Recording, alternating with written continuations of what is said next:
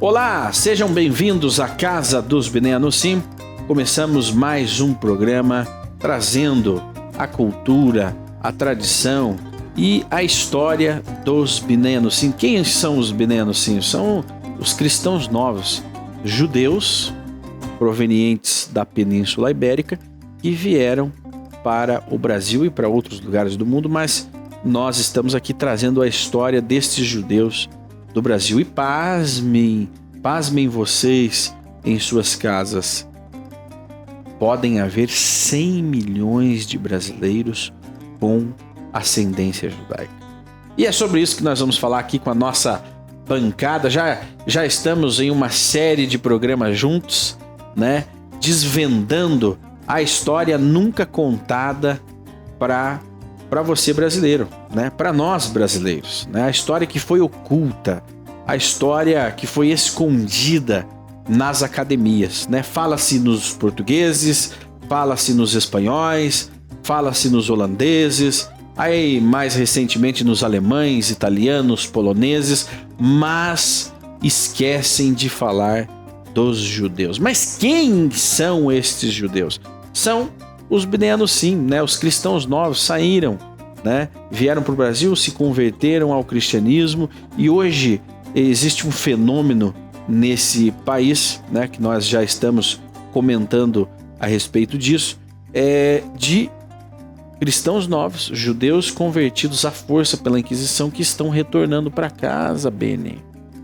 A maioria das pessoas, principalmente no modelo de cultura que predomina, principalmente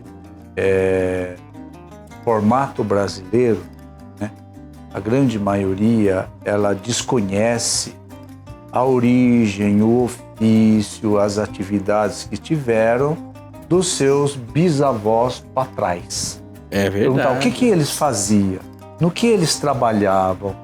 Pessoas não têm conhecimento. Às vezes nem o que os seus avós faziam, elas não têm conhecimento. Então, por falta dessas informações, as pessoas ficam também desprovidas de elemento para esse despertar. É preciso alguma coisa queimar dentro da alma, dentro do sentimento ali, né? Deus fazer uma interferência com uma pequena brasa dentro do indivíduo para ele começar a se mexer em busca, né, da sua identidade. Não vamos dizer perdida, né, mas como já salientei no outro momento, que foi silenciada, né, por um período de tempo. E eu acredito também que esse despertar, ele é divino. E vou dizer por quê. Porque geralmente, quando se vê as pessoas se convertendo a uma certa religião, outra, ou voltando, ou se convertendo, tem o trabalho de alguém. Vai lá, explica, fala, convence, tenta trazer a persuasão. Mas nesse fenômeno atual, a gente não vê sinagoga tradicional, não vê o judeu fazendo esse trabalho. Esse é o trabalho divino do próprio Deus. As pessoas estão despertando por si mesmas. É uma coisa interessante isso, porque às vezes a pessoa está lá assistindo a missa. Fantástico. E alguma coisa bate dentro dela e que ali ela percebe que ali não é o lugar dela, ela fica incomodada. O indivíduo está lá dentro da igreja evangélica, da igreja cristã, né? A liturgia do culto que ela participa, aquilo começa a incomodá-la, ela começa a sentir mal. A alma dela está pedindo uma outra coisa. Beni, né? É uma alma que estuda. Ela começa a estudar a Bíblia. E ela chega a uma conclusão. Mas aqui tem alguma coisa errada onde eu tô. Né? Agora, é inexplicável porque todas as outras almas que ali estão satisfeitas. Estão satisfeitas com a sua igreja católica, com a sua igreja evangélica, protestante, estão bem lá, mas essa alma não. Porque o parâmetro, né, do entendimento da alma tem que ser em função daquilo que está escrito no texto sagrado, né? E essas almas que estão incomodadas, né, que estão ansiosas, elas estão vendo escrito uma coisa e feito o discurso dizendo uma outra coisa, né? Isso é muito Por exemplo, difícil. O camarada está lá, vamos supor, dentro de um segmento cristão, Ele está vendo na Torá, ele está vendo nos profetas dizendo, olha, o dia do descanso, o dia sagrado é o Shabat, né? Está escrito lá que é o Shabat. Claro. Vai ler os 10 mandamentos, olha, o dia do descanso, o dia que Deus colocou a santidade dele, né? Colocou santidade no dia, foi o Shabat. Aí o cara vai pro culto dentro de uma religião onde ele foi catequizado, Não, tá mas dizendo foi que é o revogado. domingo, que é o dia do a Senhor, graça. que é aquela coisa toda. Então, o Anusim tá dentro desse nicho, desse universo de pessoas que tá envolvido com essa religião. O Anusim, os Anusim, o Ben-Anus, ele não está contente ou satisfeito com a graça. A hora que ele começa a ler o texto A graça sagrado, não basta. ler o que está realmente escrito no texto sagrado, ele começa a se incomodar, porque ele não ouve o mesmo discurso, ele não ouve o mesmo testemunho. Descompasso. Exatamente, o sermão está sendo feito com valores inversos.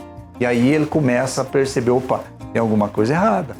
Não está batendo. Eu estou lendo uma coisa aqui, mas o meu mestre, né, o meu mentor lá está dizendo uma outra coisa, né? E aí começa a nascer esse incômodo do Anusim. Aí ele não tem jeito. E eu tive a oportunidade de conhecer um jovem, filho de pastor, que teve esse contato, esse despertar que nem foi aqui.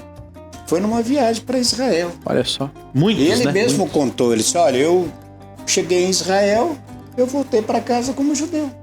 Meu pai continuou como pastor e eu tornei um judeu. Aí o camarada volta reconhecendo santidade de Shabat, celebrando festa de Pessa, né? Isso. Celebrando Shavuot, celebrando festa das cabanas, né? já- Tendo a preocupação, né, na sua cadeia alimentar, ele vai ser seletivo de acordo com o que a Torá orienta a fazer, né? Então a alma desta pessoa vai melhorando e vai criando uma sintonia com o sagrado. Eu vivi a minha vida dentro do cristianismo, da igreja católica, uma família católica, cristã, praticante. Então, lá a partir dos 20, 22 anos que eu comecei a conhecer um pouquinho, eu vou seguir uma religião protestante. Mas sem estudar, sem ter conhecimento nenhum, eu disse, não, mas eu tenho que guardar o sábado. Como é que eu queria guardar o sábado? Isso é aquilo que está dentro de nós, é o que está dentro das pessoas, né? O Shabat, tudo já está dentro da pessoa, porque os seus antepassados, já dentro da família, já praticavam, então ficou dentro, na mente, da geração futura. Então eu, por exemplo, quando saí da igreja católica, fui para o protestantismo e hoje o judaísmo. Por quê? Porque o Shabat já estava, mesmo lá dentro da igreja católica, estava dentro da gente. Agora, Rabi, por que o Ben-Anus, ou os Bnei Anusim, o cristão novo, o marrano de forma até pejorativa, né? Por que esse judeu, né, esse judeu retornante, emergente, ele tem que, ou ele sai do cristianismo? Não é possível eu ser um judeu, mas permanecendo na minha religião? Excelente cristã? pergunta, colocação, amigo Shimon. Não tem realmente, não tem casamento entre você ser judeu. A palavra judeu e Yehudi é aquele que louva o Eterno. A mãe de Judá, que foi a Léa, ela teve o quarto filho, ela disse, agora eu vou louvar ao Eterno por ter me dado esse quarto filho. Então Yehudi, que ele é Judá, que ele tem louvor ao Eterno. Então como que ele vai ser judeu, mas eu estou aqui praticando uma idolatria com A, B ou C, então aqui no Brasil, no cristianismo, com Jesus, chamado de Yeshua, uma idolatria. Não tem como ser judeu e ao mesmo tempo ser idólatra. O Talmud, em Tratado Megilá, página 13, escreve o seguinte: Mordecai, Mardoqueu em português, da história de Esté. Ele era chamado de Mordecai, Mardoqueu, Yehudi, o judeu. Mas ele era da tribo de Benjamim. Por que ele é chamado de o judeu? Ele tinha rejeitado a idolatria. Tinha rejeitado aquilo, não praticava idolatria. Da mesma maneira, aquela mãe adotiva de Moshe, Bitiá, no livro de Paralipômenos, em hebraico de Divrei Hayamim, no livro de Crônicas em português, lá é dito que ela também saiu junto com o povo de Israel e ela foi chamada de Yehudiá, a judia. Como assim a judia? Porque ela tinha abandonado a idolatria do Egito. Então não tem como casar uma coisa, não tem como você ser judeu e participar ainda de uma igreja praticante de idolatria em geral, onde você tem um Deus, tem outro Deus, 3 deuses. Não existe isso. Então, o judeu tem que ser aquele que vá, de fato, louvar somente o Eterno. Que é dito na oração: Shema Israel, Adonai Eloheinu, Adonai Echad. Escuta, ó Israel, o Eterno é teu Deus, o Eterno é... Muito bem. Moshe. Interessante também, Rabi, salvo engano, o Yehudi, a palavra Yehudi, vem do verbo lehodot. Isso. Lehodot, é o verbo louvar, para que você possa compreender, você que nos acompanha, porque são palavras muito parecidas e a pronúncia da letra rei nessa palavra remete a esse fato. O ponto interessante é que o povo judeu, ele começa o seu serviço a Deus quando abre os olhos de manhã e fala: Shivit Hashem lenegdi tamid, tenho posto sempre o Eterno diante de mim. Então, segue-se a partir daí com o Deani e todas as outras orações que estão no Sidurim de rezas. Inclusive, você que nos acompanha pode adquirir o seu Sidur e poder acompanhar o serviço. Agora, o interessante também, Shimon, é que nós temos muitas pessoas e temos as origens dessas pessoas, de onde esses Benanussi vêm. Nós temos tantas pessoas que vêm de diversas religiões, Shimon, e que é preciso que você de casa saiba disso, que não é só você não está sozinho. Nós estamos juntos numa caminhada de descoberta das maravilhas da Torá, da descoberta do Eterno, sua unidade. E, Shimon, é isso.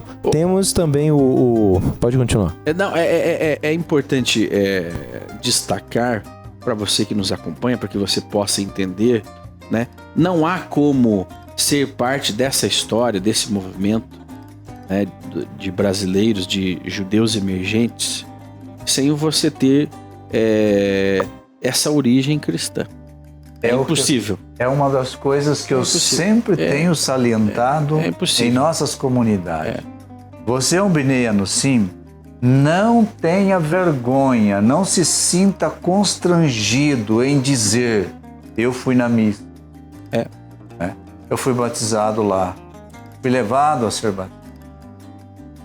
Eu fiz lá a primeira comunhão, eu participei da Eucaristia. Não tenha vergonha de dizer isso. Isso trabalha a humildade, né, Benny? Saímos de lá. Né? Não vem agora, né, querer alcançar o status de um Bnei Anussim, né, com síndrome da pureza, né? Aqui eu nunca me contaminei com isso. Exato. O texto do Deuteronômio lá está dizendo: vocês vão adorar a pedra, vai adorar a madeira, né? Mas vocês vão me buscar, vocês vão clamar para mim. E a hora que você clamar por mim, eu vou estar ali para atender o seu clamor. Nós precisamos conhecer. É o que o Anussim está fazendo. O Anussim percebe que ele está adorando a pedra, que ele está adorando a madeira. Não é esse o caminho, não. Eu tenho que clamar os céus na direção correta. A hora que o Anussim fizer isso, Hashem vai ouvir o seu clamor e aí ele vai ouvir essa programação, esse nosso bate-papo. Ele vai encontrar o caminho. Porque ter estado distante da sua cultura, né, das suas tradições, da sua religiosidade, é apenas parte da jornada. Não foi o único caminho, né? Nós estamos trazendo aqui fatos, momentos, né, históricos milenares, né? Tudo isso, toda essa jornada começou lá atrás, muito atrás. E nós viemos parar aqui, né, onde nós estamos. Então você que acompanha, você que está aí, o que não pode acontecer hoje é uma inquisição ao contrário, né? Eu me descobri de origem judaica, agora eu odeio o cristianismo, eu odeio a igreja a qual eu fiz parte, eu odeio todos os pastores. Meus familiares também que são... Eu odeio os meus familiares que permanecem, porque dentro do judaísmo Somente o Bnei Anussim terá familiares cristãos. E nós vimos, Né? inclusive, E no aí? Paraxá. Vimos E no agora? Paraxá. Uma outra Inclusive, coisa, uma outra coisa, Shimon, também que não é legal é o indivíduo ele dizer, não, eu descobri tudo sozinho. Cara, isso não existe. impossível. Isso não existe. Alguém fez o papel de mentoria nesse processo. Ele ouviu de alguém, houve um despertar, foi numa conversa, né? Foi ali numa programação, ele ouviu alguma coisa. Então, olha, considere, né, de quem de fato é o mérito, né, para os caminhos por onde, né, você foi ajudado. Isso não é, né, ninguém fica menor por causa disso. Antes, pelo contrário, uma grandeza, né, nós mencionarmos os nomes daquelas pessoas que nos ajudaram na nossa trajetória, né? Então isso é um fato. Então que há uma, lógico, é algo natural gerar uma crise de identidade, porque afinal de contas é uma mudança radical de cultura, né, de crença. Veja, Rabi, por um momento, muitos desses judeus emergentes, eles tinham um conceito, um entendimento de salvação eterna diferente dessa compreensão, né? Então você mudar essa visão, né? De repente você que está nos acompanhando, ok, mas eu abri mão da minha... hoje eu tenho sobrenome, temos tradições na família, a minha alma clama, mas como fica a minha salvação? Mas, Shimon, você sabia que nós fomos tirados do Egito exatamente para sofrer esse impacto? Quando saíram do Egito, que estava no deserto, qual foi a orientação dada para aquele povo? Quando vocês entrarem na terra, vocês não podem nem se espelhar na cultura dos egípcios e vocês também não podem se modelar na cultura do povo que está habitando lá na terra. Ora, foi chamado para ser construída uma identidade nova ali, que não podia ter referência nem na anterior que eles nasceram dentro dela e nem na próxima que eles iriam encarar, iriam viver, né, diante dos seus olhos. Mas então, seria construído ali. Então, nós somos chamados exatamente para sofrer esse choque de identidade. Então, o Bnei Anussim, quando ele está ali com aquela crise de identidade, saiba, você está no deserto, próximo de encontrar o Jordão para cruzar do outro lado. Agora, esse é o caminho. Há um aparente antagonismo aí, quando a gente ouve palavras das Parashiot da semana, já discutidas amplamente aqui, que dizem o seguinte, que não odiarás o Edomita. E se nós formos olhar a raiz dos Edomitas moderna, onde é que Edom foi, né? Quem Edom se tornou? Hein, Rabi? Vou passar essa bola para o senhor comentar. Quem Edom se tornou, na verdade, quem é Edom hoje, né? O sistema edomita, o sistema de Esav, né? Esaú, Savo, Edom. Edom é chamado de o vermelho. E entre os descendentes de Edom estava também os romanos. O Rashi, um dos comentaristas da Torá, diz, ao mencionar no capítulo 36, a de Gênesis, que fala a descendência de Esaú, fala de alguém chamado Magdiel. Magdiel quer dizer Magdi, uma coisa grande, de Gadol. Então, esse Magdiel seria que depois foi dar ao Império Romano a origem. E aí a gente vê que a partir do Império Romano, aquilo foi se espalhando. Depois do próprio cristianismo foi levado pelo Império Romano e chegou até essas bases do mundo ocidental, uma parte também do mundo oriental. Então a gente vê que Edom ele está emaranhado o mundo inteiro praticamente. A gente tem realmente aqui uma luta, uma responsabilidade de trazer essa idolatria para vencer realmente esse espírito combativo de Edom. Edom ele foi abençoado com a espada, né? Com a força. Mas nós, que somos Bnei Yaakov, que somos a linhagem de Jacó, não na linhagem física somente, mas na linhagem espiritual de Jacó, temos que ter realmente o mérito de fazer essa conexão com Deus, vencer essa violência. Você que está nesse mundo de Esaú, esse mundo de Edom, tente despertar disso, fazer realmente esse retorno para fazer um serviço verdadeiro a um eterno, que é único, que é indivisível. Ele não é igual, como se diz, caixa de som. Lembra do 3 em 1, que era embutido, que tinha? Não era isso que tinha, 3 em 1? 3 em 1. Deus é um somente. Sim, inclusive, Rabi, temos aí, se não me engano, Baal HaTurim, nos comentários da Torá, que traz a questão da palavra que foi dita de Esav quando ele nasceu. Foi dito dele que ele era Asui, completo. E aí nós vamos entrar numa questão que é o seguinte: na permutação de letras da palavra Asui, nós encontramos que palavra lá? Yeshua. Então, a relação do Yeshu com Esav, com Edom. Então, não há como negar, né? Quando ele nasceu, foi dito dele que ele era completo, porque ele nasceu um bebê cheio de pelos. É como se ele fosse um homem já formado. Então, foi dito dele Asui.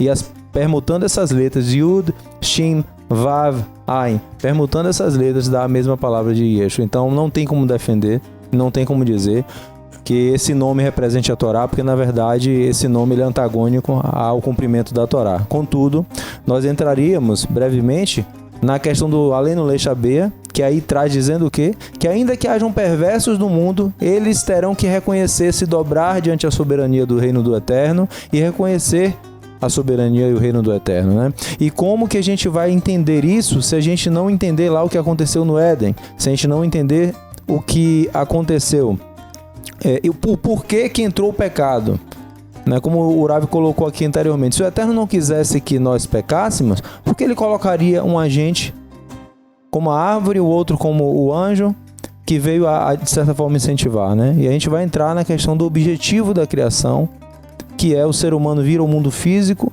para adquirir também o mérito e não comer o pão da vergonha.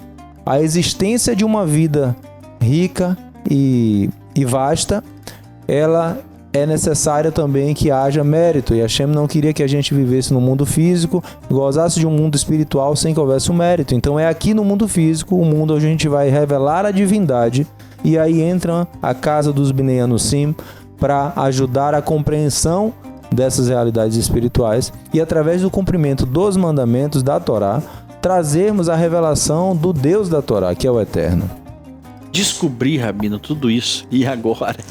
E agora, como ficam, né, os meus conceitos ou os meus preconceitos culturais e religiosos? O que os meus amigos vão falar de mim diante dessa mudança que eu vou fazer com a minha vida?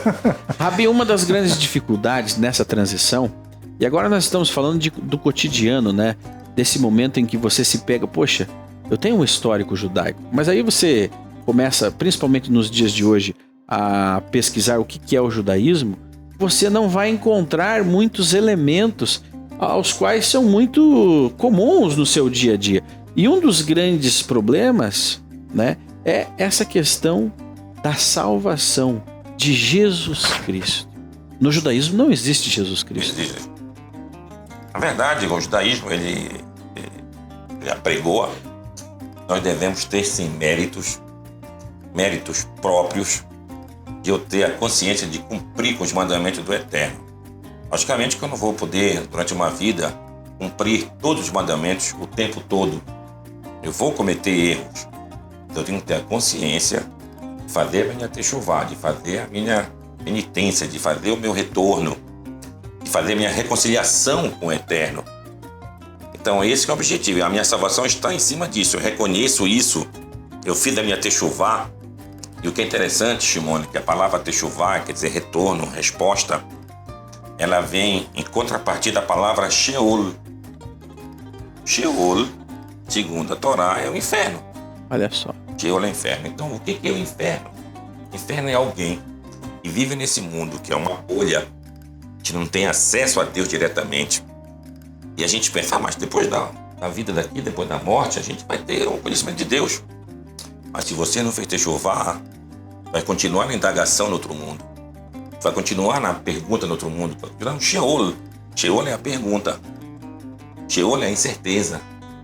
Então você tem que fazer techuvá, fazer essa conexão com o Eterno, para que no outro mundo tu possa usufruir diretamente dessa luz divina. Então não há um intermediário entre o homem, a criatura, e Deus. O Criador? Há esse intermediário? Não há intermediário nenhum. Cada criatura tem o seu momento de falar com Deus diretamente em nome de ninguém. Em nome de ninguém. Inclusive, quando a gente vê nas suas orações judaicas, você não diz, em nome de Moisés. Me ajuda, Deus. Em nome de Abraão. Não, em nome de ninguém. É você. Você é responsável por si mesmo. Ninguém vai fazer o mérito para ti, que seria dele. Faz os teus. Então, essa aqui é a diferença entre judaísmo e cristianismo. No cristianismo, em nome de Jesus. Em nome dele já. Se for no catolicismo, não, a Maria é mais importante que Jesus. Isso é um erro gravíssimo. Seja você mesmo, você é responsável por si mesmo. Se você está fazendo uma coisa errada, faça só techuvá. Não precisa, ninguém está sabendo disso. É você, o seu âmago, com o próprio Deus, com o próprio Criador. Então, essa é a salvação. A salvação sou eu mesmo que tenho que trabalhar os meus próprios erros, fazer o meu pedido de perdão, ser honesto com Deus, ser íntegro, que eu possa receber essa salvação de Deus. Ravi, só diante dessa colocação tem 2 capítulos que é importante, né, ser sugerido para as pessoas que estão com esse conflito lerem, né? Okay. O capítulo 43 e o capítulo 45 do Isaías. É interessante se o Rabi puder comentar. O Criador sobre algum declara, deles ali. faz a sua declaração muito importante ali do que ele é, o que ele representa, né? O bem e o mal, né? A luz das trevas, tá certo? Isso, e Baruch Hashem Ben, muito bem. E somente sobre o que o senhor acabou de falar também. Comente, por favor, Ben Nadan la Haveró, Ben Nadan la Makom. Por favor, Ravi. Traz pra gente aí esse aprofundamento. Ben Nadan la Haveró. Entre a pessoa mesmo, o seu semelhante, seu amigo. Ben Nadan la Makom. Entre o ser humano, o eterno e o Deus, o lugar infinito. Então nós temos obrigações para com o meu semelhante. Eu devo ter com ele a compaixão necessária, o compartilhar, dividir, às vezes até demonstrar, chamar a atenção quando for necessário. Exatamente, a crítica positiva ela tem que ser dita. Às vezes a pessoa está fazendo uma coisa até sem saber, não está percebendo. Você vai lá e chama a atenção ou fala. Logicamente que tem a maneira de falar, como escreve o rei Salomão, livro de Provérbios, Lashon Raká Tisbor Garem, uma língua suave, quebra ossos. Olha. Então você tem que ter essa capacidade de fazer isso, para ajudar o seu semelhante, para que ele também tenha essa relação direta com Deus. Então esse é o significado maior. Você ao estudar a Torá, você seguir o judaísmo, como a gente fala, mas na verdade o judaísmo é o que a Torá está falando. Tem que seguir a Torá, o que a Torá está dizendo. A Torá é a lei do Eterno. E assim você vai conseguir alcançar méritos para viver no mundo vindouro. A ideia seria o perdão do Eterno, o perdão do Eterno, que foi o seu comentário inicial, e a ideia também é o perdão ao próximo. Quando a ofensa é ao próximo, a gente precisa consertar com o próximo, né, Rabi? Que era o que eu queria, né? E quando é com o Eterno, com o Eterno. Porque a preocupação, né, quando o Ben-Anus se identifica, né, com as suas raízes e quer retornar para casa e agora? Quem vai perdoar os meus pecados? Sim, essa é uma indagação. É um dilema. É um dilema. E ele gera uma crise de identidade onde ele já não sabe mais. Ele passa por um limbo, Melahim. Então, aí no que o Rabino está colocando, a gente vê que tudo isso é muito moderno, né? Porque não tinha essa informação. Existia lá pelos patriarcas, pelos profetas. A relação deles com o Eterno era direta. Não tinha ninguém mediando ali. Abraão, Moshe, falava diretamente com Deus. Então, diante deste quadro, se o homem quiser, não estou falando agora só do Ben-Anus, não, estou falando do homem, do ser humano. Se ele quiser, ele pode viver de uma forma que não precisa de deixar uma dívida cósmica para uma outra vida, né? Negativa. Ele pode ter uma boa relação com o Criador, uma boa relação com os humanos, né? E passar desse plano que Deus está concedendo a cada um de nós numa situação saudável, né? E feliz na frente. Agora, dentro desse contexto aí, inclusive, tem o Yashar El, Ravi. Israel, ele tem a sua ligação direta com o Eterno impressa no próprio nome Israel.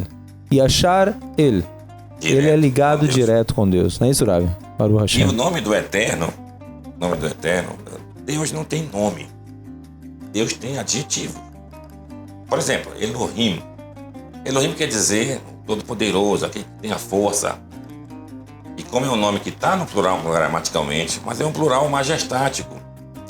No hebraico não tem aumentativo. Exemplo, uma pessoa é gorda. E gordão é a mesma coisa? Não, é uma diferença. No hebraico não tem essa diferença. Quando você vai chamar alguém de gordão, gordos, vai usar o plural. Então esse aumentativo, então Elohim, está no plural, é para mostrar esse aumentativo do poder do Eterno. E o outro nome de Deus, formado de 4 letras, letra Yod, letra Re, Vav e Re, a gente chama de tetragrama. Tetra é 4. Grama de gramática é letra. 4 letras. Representa o atributo da misericórdia divina. Nas nossas orações, assim como Moshe vai no texto da Torá, ele fala sempre várias vezes, e aí traduz como eterno, eterno, eterno, tardio em irar-se. Então esse é o Deus que traz para nós salvação, que traz para nós o perdão. Você seja sincero e fale diretamente com o Eterno, que Ele possa perdoar nossos pecados. E com certeza Ele vai perdoar, se você for sincero, de abandonar os seus erros. Muito bem, nós ficamos por aqui, continuaremos no próximo episódio. É uma série muito grande de programas onde nós estamos trazendo a história não contada. Aquilo que não querem te contar, que não querem que você saiba, para que você continue aí, aonde você está. Mas nós estamos aqui desafiando a Matrix, né? Que quer que você continue exatamente aonde você está. Venha conosco, a Nusim Brasil, né? Se despede agora. Se você está nos acompanhando pela internet, pela rede social, inscreva-se nesse canal, ative as notificações e torne-se um mantenedor desse projeto. Deixe também o seu like, né? O seu joia. Por quê? Para que mais pessoas como você e eu tenham acesso a esta casa dos Bnei Anussim.